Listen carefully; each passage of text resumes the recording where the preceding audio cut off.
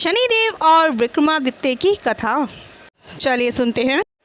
एक बार सबसे ज़्यादा श्रेष्ठ कौन है को लेकर सभी देवताओं में वाद विवाद होने लगा।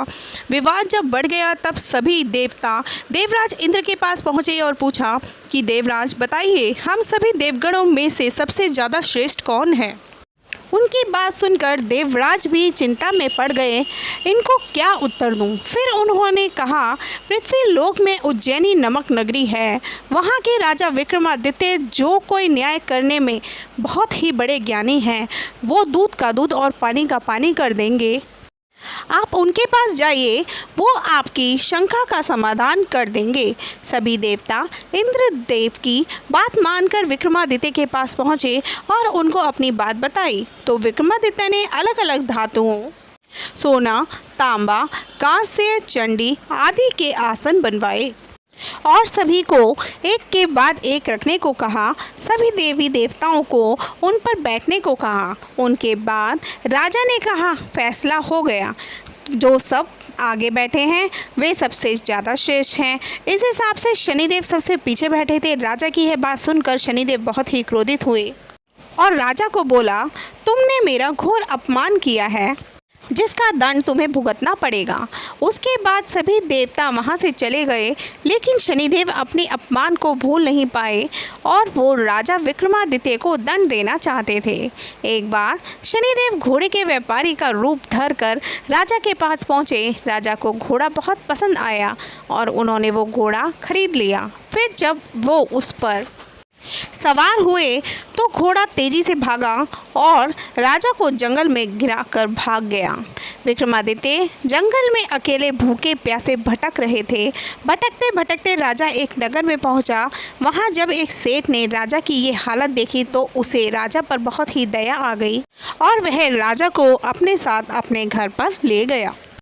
उस दिन सेठ को अपने व्यापार में काफ़ी मुनाफा हुआ तो उसे लगा कि यह मेरे लिए बहुत ही भाग्यशाली है, तो वह उसे अपने साथ घर ले गया। सेठ के घर में एक सोने का हार खूंटी से लटका हुआ था। सेठ विक्रमादित्य को घर में अकेला छोड़कर थोड़ी देर के लिए बाहर चला गया। इसी बीच खूंटी ने सोने के हार को निगल लिया।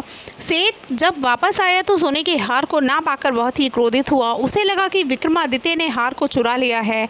वो उसे लेकर नगर के राजा के पास गए और सारी बात बताई। राजा विक्रमादित्य से पूछा गया कि ये सच है। तो विक्रमादित्य ने बताया कि वो हार तो खूंटी निगल गई, जिस पर राजा को भरोसा नहीं हुआ और राजा ने विक्रमादित्य के हाथ पैर काट देने की सज़ा सुनाई। फिर विक्रमादित्य के हाथ पैर काटकर नगर के चौराहे पर रख दिया। एक दिन उधर से एक तेली गुजर रहा था। उसने जब विक्रमादित्य की हालत देखी तो उसे बहुत ही दुख हुआ। उसे अपने घर लाया और वहीं रखा। एक दिन राजा विक्रमादित्य मलाहार गा रहे थे। उसी रास्ते से उस नगर की राजकुमारी जा रही थी।